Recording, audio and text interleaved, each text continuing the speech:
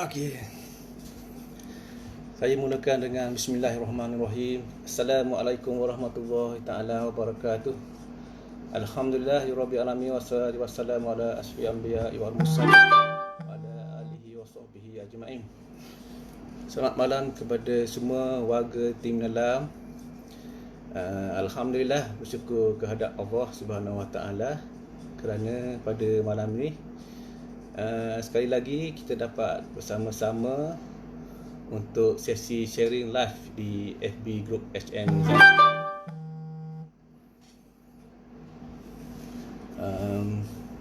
Tujuannya adalah untuk sama-sama kita mantapkan sale dan skill lah jualan kita di COVID ni. Okey, sebelum kita teruskan, terlebih dahulu saya ingin memperkenalkan diri saya. Saya Nizam Latif atau lebih dikenali oleh dengan panggilan Abah Jam lah.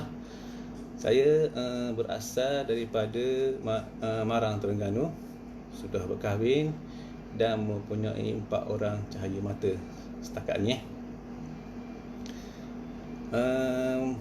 Berkenaan dengan sedikit latar belakang saya, kerjaya saya, sekarang saya masih lagi bertugas di Jabatan Alam Sekitar Terengganu. Saya di JAS bermula pada tahun 2005 sehingga sekarang, dalam lingkungan bertugas tu dalam 15 tahun lah. Dalam tempoh 15 tahun tu saya pernah bertugas sebumbung dengan top sale kita, iaitu Saiful Huzaimi Zahari atau dia Podek lah.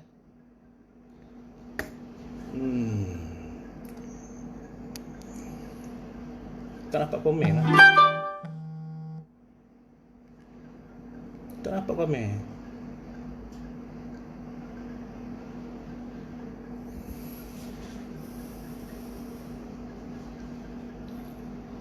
Okey, baru nampak. Yuskowi, hai Banjam, hai Saiful Huzaimi, hello, hello Saiful. No Faizah Adnan, waalaikumsalam. Ni marah lagi ke? Okey. Kita sambung lagi ni. Tadi dekat mana tu? Okey, saya dengan Podek lah. Dulu masa Podek bertugas di JAS dulu, saya satu bumbung lah dengan dia. Banyak yang saya belajar lah dengan beliau. Dan sekarang di Kowi pun saya masih lagi minta tunjuk ajar lah daripada beliau untuk sama-sama grow di Kowi ni. Jadi dalam grup HM Zanan ni, berlatar belakangkan kerjaya di JAS, saya Saiful Huzaimi, Zafani ada ke tak Zafani ni? Dan seorang lagi Mizi lah. Zafani dan Mizi ni dia daripada Jas Selangor. Okey. Hari ni 31 hari bulan Mac, kalau ikutkan tempoh PKP kita ni berakhir pada hari ni. Tapi minggu lepas kerajaan telah melanjutkanlah PKP ni sehingga ke 14 April. Jadi daripada tempoh tu sehingga ke sekarang, macam-macam kalau kita tengoklah tanggapan daripada orang ramai lah. Gitulah ginilah berkenaan dengan coronavirus ni. Jadi rasanya tak perlulah saya nak ulah panjang berkenaan dengan coronavirus ni. Apapun kita sama-sama berdoa supaya wabak COVID-19 ni akan berakhir dengan cepat. Okey tak lain?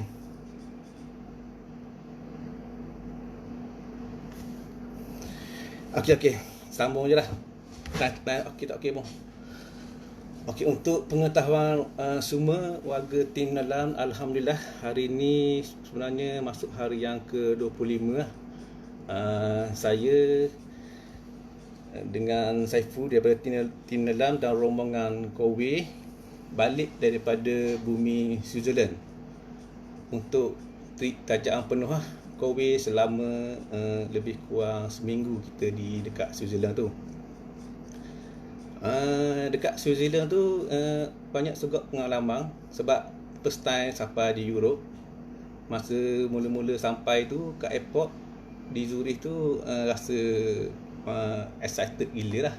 Sebab masa sampai tu salji tengah turun. Yalah, sepanjang hayat ni tu first time saya tengok salji je.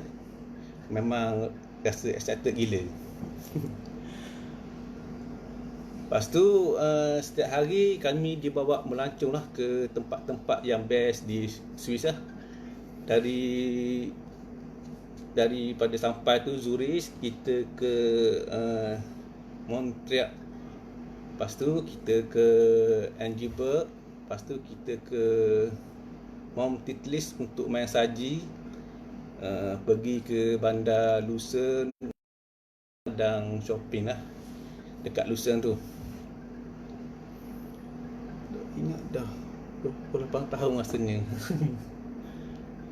Okay. Jadi dekat Swiss tu kita pergi mana-mana tempat semua cantik. Sebab memang Tuhan jadikan saya ingat ni Mak Saleh ni satu negara yang syurga dunia ni. Sebab tu ramai yang saya dengar cerita macam Switzerland ni antara negara yang paling cantik di dunia. Jadi kalau nak tahu lanjut trip yang Kowe buat ni betul-betul kena fight lah, kena buat betul-betul layak dan rasa sendiri trip yang Kowe buat. Dengar cerita dari orang ni sebenarnya imagine tak sama dengan kalau kita pergi sendiri. Betul tak? Okey, seterusnya saya share sikit berkenaan dengan perjalanan di Kowe. Mula jadi HP ni join pada tahun 2015. Saya join Kowe ni selepas diperkenalkan oleh HM Zana lah, yang pada masa tu masih lagi sebagai HP pada tahun 2015. Jadi pada masa tu HM kita orang adalah HM Cik Sa dan HM Kak Ana.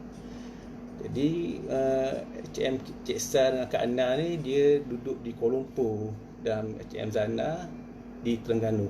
Masa tu HP lah. Jadi medium sama dengan medium apa yang Kak Zana buat sekarang ni, guna pakai WhatsApp group untuk kita berhubung. Jadi tak ada masalah lah. Jadi saya masih ingat lagi dari tahun 2015 saya join itu. 2015, 2016, 17, 18 sehingga pertengahan tahun 2019 saya di Kowe ni tak banyak dalam lingkungan 3 hingga 5 C saja sebulan. Kadang-kadang tak ada langsung, dan jarang-jarang sekali bernasib baik lah kalau dapat. Paling tinggi pun saya ingat lebih kurang 7 je C sebulan. Tapi dalam pada tahun 2015 tu saya memang tak pernah dapat 3 WS ataupun 5 WS di Kowe ni. Apa yang saya ingat pada masa tu saya memang tak fokus langsung lah pada sale ni. Saya main redah je, main jual. Kalau ada orang yang saya rasa nak jual, saya jual. Jadi saya memang saya buat ikut dah orang akan kata. Dan pada tempoh tu saya tengok kawan-kawan saya ni dekat Kowe ni yang selalu dapat trip ke luar negara. Jadi dalam masa tu saya pun mari kesedaran lah, dan saya nekat satu hari nanti saya pun mesti nak join juga trip Kowe ni ke luar negara ni. Lepas tu nak dipendekkan cerita, bulan 5 tahun lepas, bulan Mei lah, saya ingat Korea ada buat offer lah, percutian 5 star ke 3 buah negara. Dia buat sama ada ke Switzerland, Turki dan Maldives. Siapa yang achieve target sekian-sekian dapat ke 3 buah negara ni. Jadi masa saya terbaca tu, saya pun tanam lah dalam hati ni. Saya kata inilah waktu yang paling sesuai untuk saya rebut peluang ni dan buktikan pada diri dan kawan-kawan yang berada dekat luar tu bahawasanya saya boleh berjaya dalam Korea ni. Komen tak ada komen, tak nampak komen, cakap je lah tau. Line internet slow. Jadi bermula daripada tekad tu, saya selalu berjumpa dengan HM Zana dan sahabat saya, top leader Saiful Huzaimi. Saya selalu tanya diorang ni, saya tanya macam mana saya nak jadi seorang SP yang result dia katakan bagus lah setiap bulan ni dan boleh capai 5 WS ataupun 3 WS setiap bulan ni. Ialah sebab bayang daripada tahun 2015 saya tak pernah pun dapat 3 ataupun 5 WS di Korea ni. Jadi nak merasa juga sekali. Lepas tu start daripada tu saya buat bersungguh-sungguh lah. Saya selalu tanya HM, saya tanya Saiful Huzaimi, gitu gini macam-macam saya tanya. Dalam masa yang sama saya minta juga restu dan doa daripada mak ayah dan isteri saya supaya tolongkan doa untuk saya ni untuk berjaya dalam Korea. Dan alhamdulillah pada bulan Julai saya dapat juga merasa first income sebagai 5 WS di Korea ni. Masa tu saya masih ingat lagi lah, income saya sebagai 5 WS ni dapat dekat 10,000 jugalah sebulan dalam lingkungan 9,850 dan net pada masa tu 15 unit sebulan. Jadi 15 unit kita dah boleh nak dapatkan lebih kurang dekat 10,000 sebulan di Korea ni. Jadi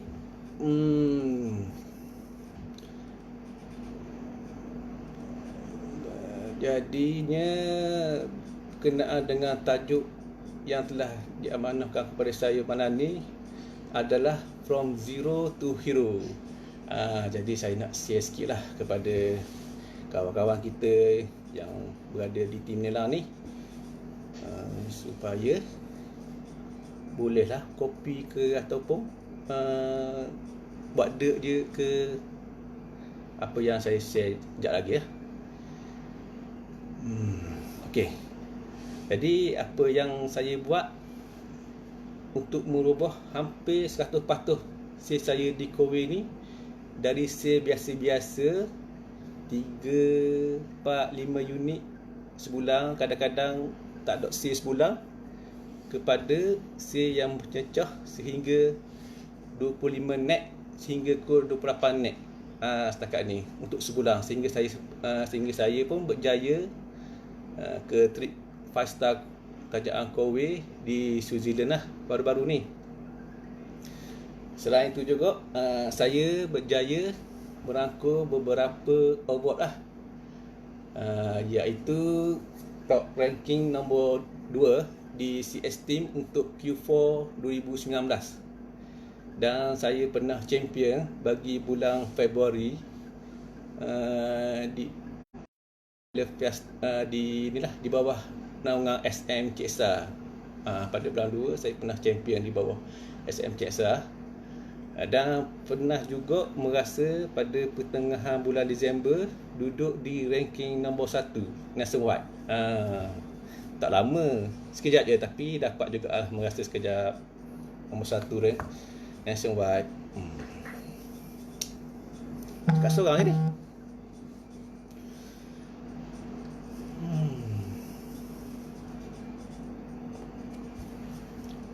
Memang tak ada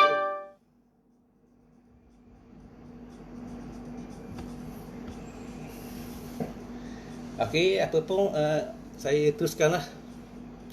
Jadi saya nak share kira 2 tip lah. Sebelum saya tamat ni, saya nak share 2 tip yang penting untuk saudara dan saudari wajib hadam dan buat untuk meningkatkan kita punya sale di Korea ni.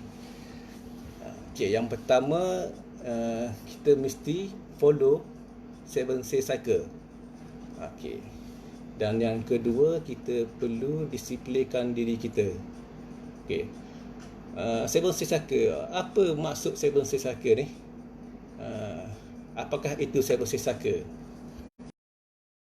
Ini adalah satu prinsip asas jualan di mana ianya merangkumi prospecting, initial contact. Yang kedua, yang ketiga, fact finding. Yang keempat, present offer.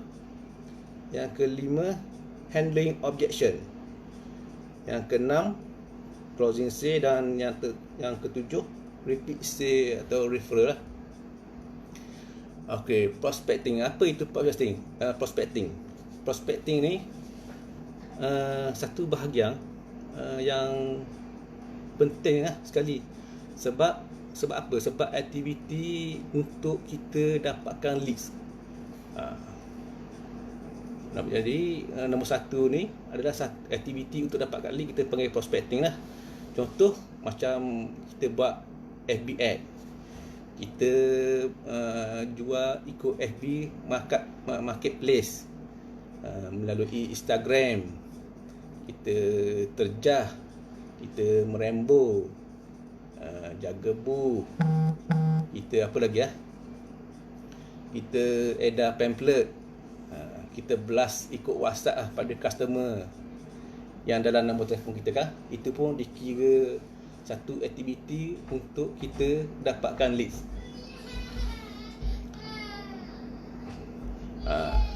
Yang aktiviti ni kita kena buat secara konsisten dan buat tanpa gagal.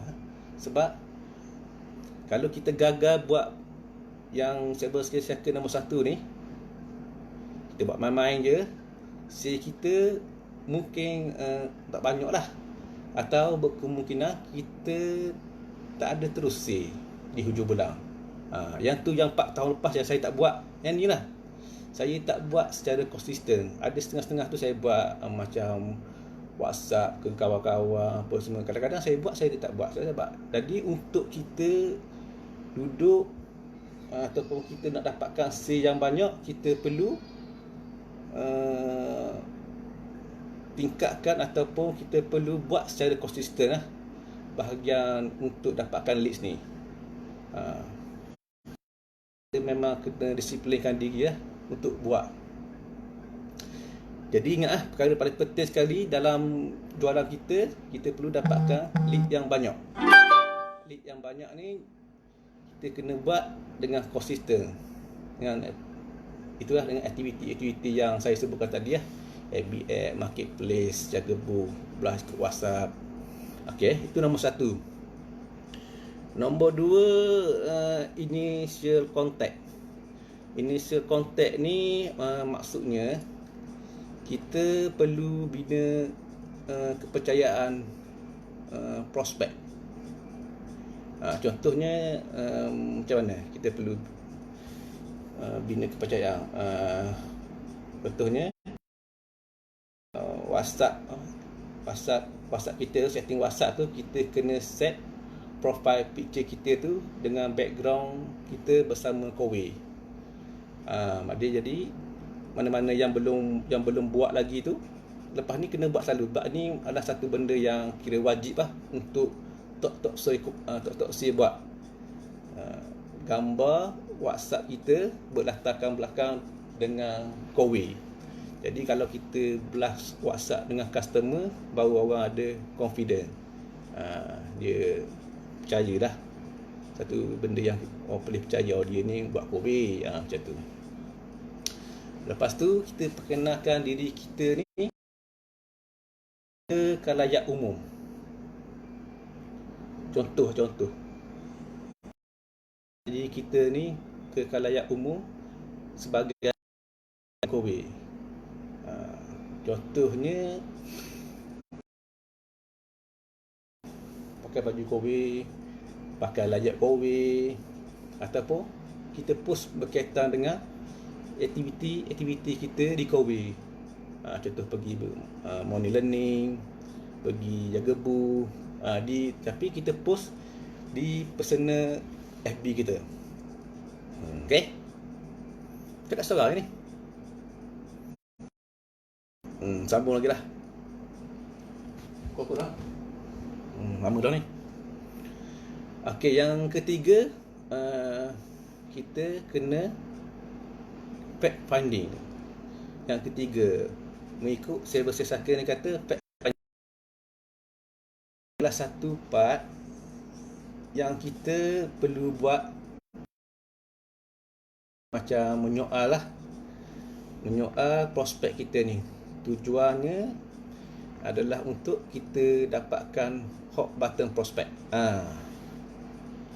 Maksudnya bila kita dah dapat nombor phone atau belah WhatsApp dengan customer yang berminat nak tanya pasal produk kita, kita jangan terus nak present terus pasal produk kita tu.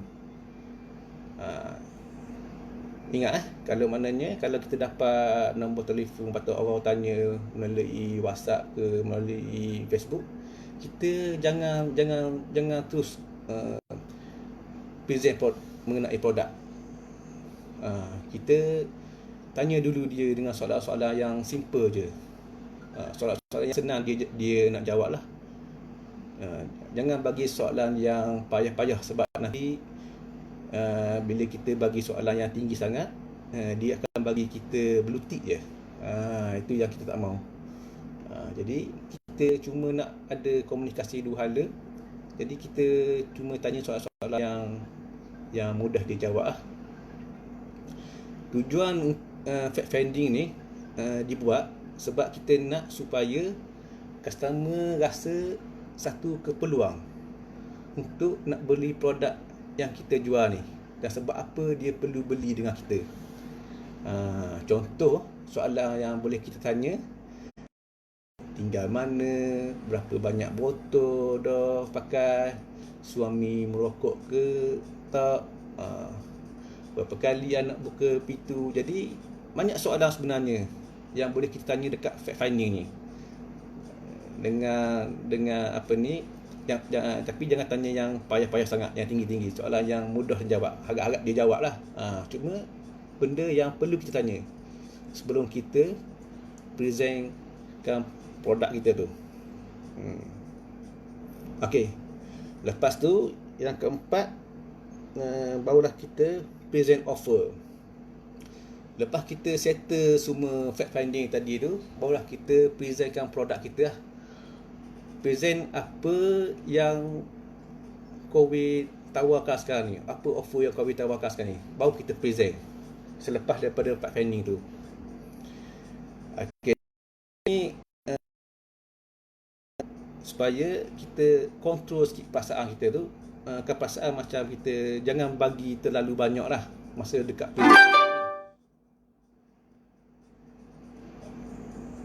kalau boleh kita jangan cerita detail lah dengan produk dan promosi yang kita ada tu, sebab kita cuma cerita sekadar basic saja dan apa keperluan dia. Sekejap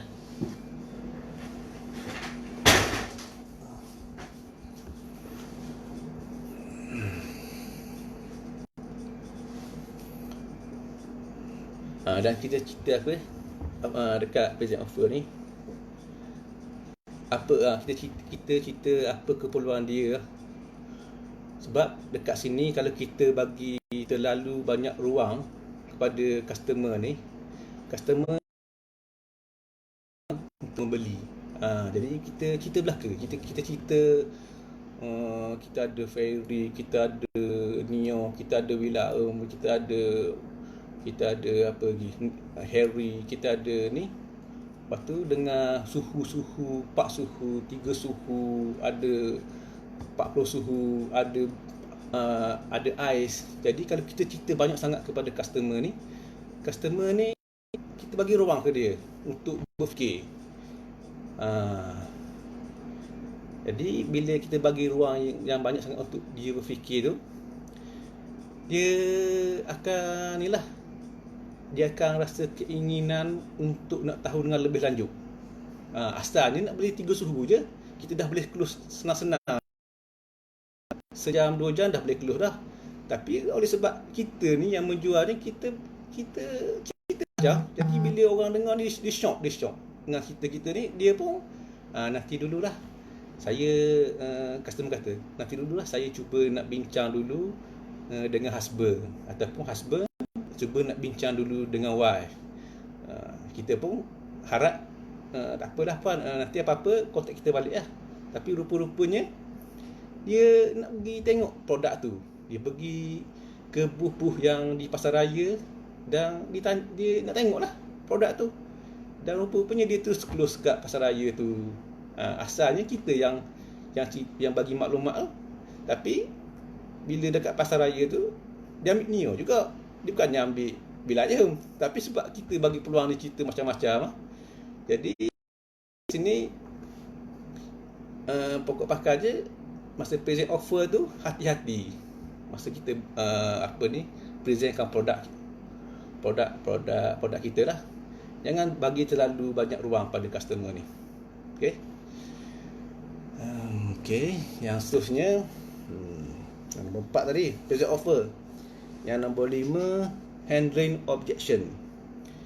Handling objection ni sebenarnya satu benda yang saya rasa takkan timbul lah bila kita betul-betul settle lah pada fact finding dan present offer ni. Kat sini biasanya macam customer akan compare pesan, contoh macam kuku dan sebagainya. Mungkin dia akan kata kenapa kuku lagi murah, kenapa brand sekian-sekian ni gitu gini lah. Jadi yang dekat handling objection ni, kita dah standby siap-siap yang kekuatan kita sebenarnya. Kowi ni adalah satu jenama yang datang servis percuma setiap 2 bulan sekali. Lepas tu kita boleh share lah, kita boleh share testimoni kita pada pelanggan kita lah. Gitu.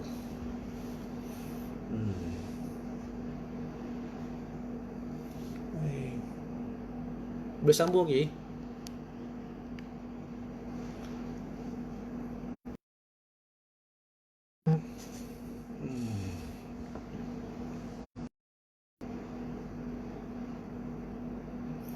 Lepas tu dekat handle objection ni ada jugalah yang kes yang tak bagi beli lah. Sebabnya mungkin pasangan dia tu tak rasa satu keperluan untuk dia pakai penapis air ataupun penapis udara tu. Jadi kalau ada kes-kes yang macam ni, saya cadangkan kita sebagai HP minta izin daripada customer untuk buat grup WhatsApp lah, grup WhatsApp sementara antara kita, customer dengan pasangan dia. Sebab dia kata pasangan dia ni tak berapa nak clear pasal COVID. Jadi terus kita buat grup. Kalau kita tak buat, mungkin pasangan dia ni akan cari kawan-kawan dia ke, atau pergi bawa dia punya wife atau husband ke, saya kata tu lah, ke booth di pasar raya mana-mana. Okey. Yang keenam, closing sale. Yang keenam closing sale, kejap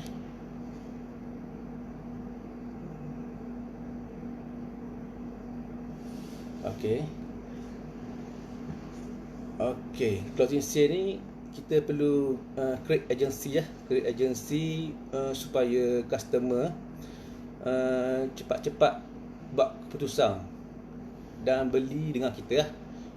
Contohnya kita create kat RM75 sebulan. Kita kata promo RM75 ni sebulan ni sampai ke 24 hari bulan ni je. Jadi kalau berminat, baik tuan atau puan, masuk booking sekarang lah, sebelum harga Neo ni kembali ke harga asal.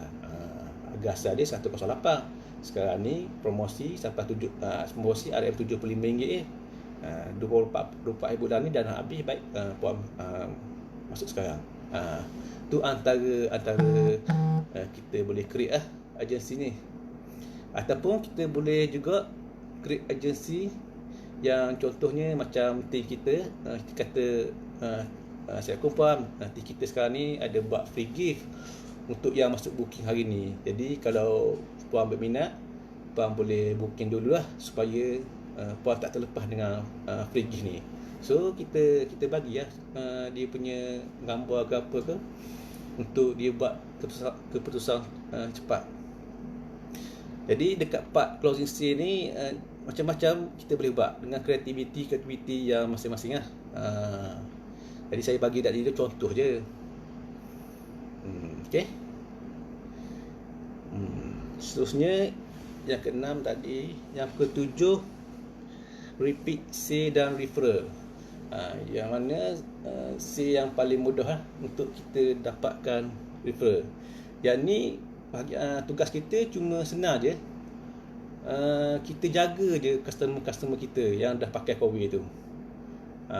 Bila kita jaga betul-betul, kemungkinan customer kita dia akan recommendkan lah pada kawan-kawan dia dan saudara mara dia tu. Jadi bila dia dah recommend ke kawan-kawan dan saudara mara, senanglah tugas kita, senang nak close. Okay.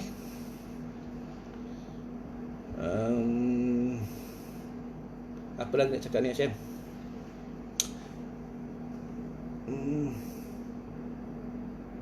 Okey, satu lagi yang saya ingat lah, apa yang saya buat ni untuk saya berubah 100% si saya di Korea ni. Saya disiplinkan diri lah. Yang terakhir lah disiplinkan diri ni. Okey, disiplinkan diri ni saya ubah saya punya cara kerja kepada yang biasa-biasa kepada yang lebih sistematik sikit lah. Jadi saya tanya HM, saya tanya Dr. Saiful Huzaimi, macam mana nak buat kerja dengan smart sikit. Contohnya nombor telefon yang kenalan yang kita duk save dalam telefon kita tu, saya gerakkan semua sekali supaya nanti senang untuk kita follow up. Contohnya macam kawan sekolah saya tu, dia belum pakai Kowi lagi lah. Jadi saya letak dia sebagai P ni untuk prospek. Dan yang dah beli dengan saya tu, saya dah agreed siap-siap dalam saya punya telefon tu, saya letak B ni sebagai buyer. Dan yang dah pakai, kalau saya sembang-sembang dengan kawan ataupun saya jumpa mana-mana tanya pasal Kowi, dia tu dah pakai Kowi dah. Jadi saya cepat-cepat edit ke telefon saya tu sebagai X tu bermaknanya dia dah pakai air. Dia pakai air ataupun dah beli penampil air dengan orang lain. Jadi lepas tu saya ingat yang lain, saya disiplinkan diri saya untuk setiap hari dapatkan 5 hingga 10 nombor telefon yang baru setiap hari. Dan saya follow up 5 hingga 10 nombor telefon yang sedia ada setiap hari. Okay.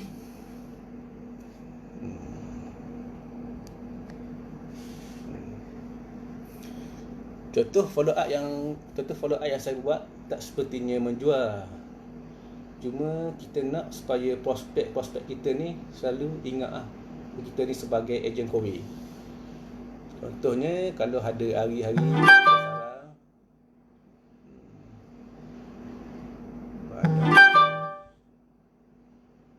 cepat sikit habis kan. Banyak ni masuk FPA. Apa kali tadi? Saya belas berkenaan dengan perkembangan semasa. Contohnya hari-hari apa ni? Contohnya saya tahu idea, tak ada idea kan untuk nak belah ke customer, nak belah ke prospek ni. Saya macam musim sekarang perintah pergerakan kawalan ni, PKP ni masuk hari yang ke-14 dah. Jadi saya belas lah ke customer berkenaan dengan situasi-situasi semasa, dan saya nasihat lah supaya lebih berhati-hati lah dalam situasi hari ni. Tu kalau tak ada apa-apa, tak ada idea. Jadi tuan-tuan dan puan-puan mungkin banyak idea apa yang nak ditegur lah dengan kita punya prospek tu. Contoh-contoh yang lain yang saya buat, saya juga tegur prospek kalau katakan ada hari ada perlawanan bola sepak atau badminton ke yang saya akan share lah. Saja tengok TV, tengok bola tu, ada saya tahu kawan-kawan ataupun prospek-prospek saya yang minat bola dengan badminton ni, saya akan share lah. Saya macam mana saya kata perlawanan bola malam ni, okey tak okey. Bukan maknanya bukan akan kita menjual semata-mata. Gitu. Lepas tu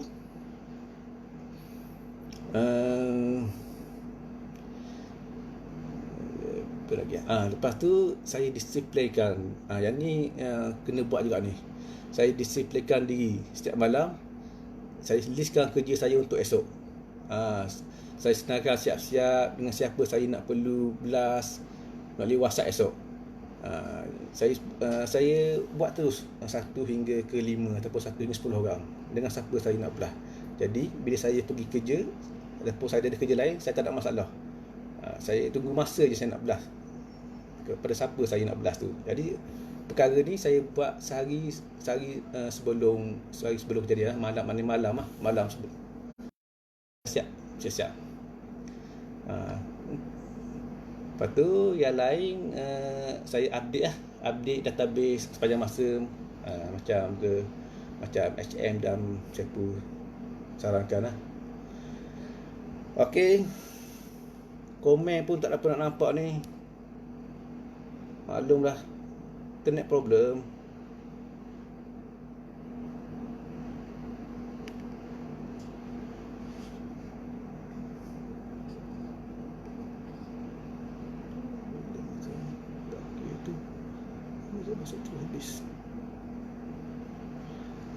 Okey, rasanya setakat tu saja sharing saya pada malam ni di FB Live HM Zana. Kalau ada apa-apa pertanyaan, boleh tanya di grup WhatsApp lah, atau boleh direct WhatsApp dengan saya. Apa yang saya share ni sebenarnya saya cuma explain balik je apa yang HM dan Tok Sri Podek selalu kongsikan dengan kita di grup WhatsApp tu. Jadi saya doakan semoga anda semua dimurahkan rezeki dan jaga diri baik-baik. Dan sebagaimana nak ingatkan semula pada anda semula supaya just stay at home. Assalamualaikum warahmatullahi wabarakatuh dan selamat malam. Okey, dengar lagu.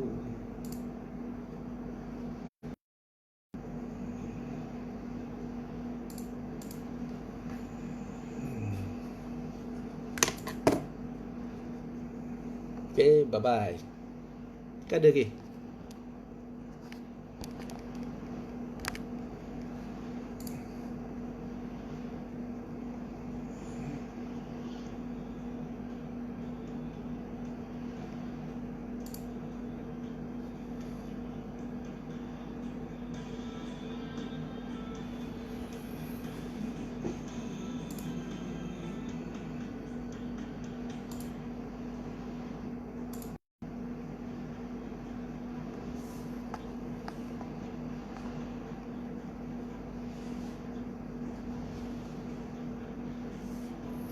Baru dapat baca ni. Guana prospek nak buat grup sementara tu bunyi menarik. Kalau objection kat sini macam mana pula? Cuma createkan grup WhatsApp je roh. Kita dengan apa ni, dengan customer tu. Biasa belas WhatsApp pukul apa macam? Belas WhatsApp pukul pukul 10. Pukul 10 pagi. Start dah kita boleh 10. Kalau pagi-pagi orang marah juga dengan WhatsApp pukul 10 dia waktunya waktu sesuai. Start pukul 10 kita dah boleh belah WhatsApp dah. Sampai pukul apa itu tak kisah apa-apa. Okey, itu saja. Terima kasih. Assalamualaikum warahmatullahi taala wabarakatuh.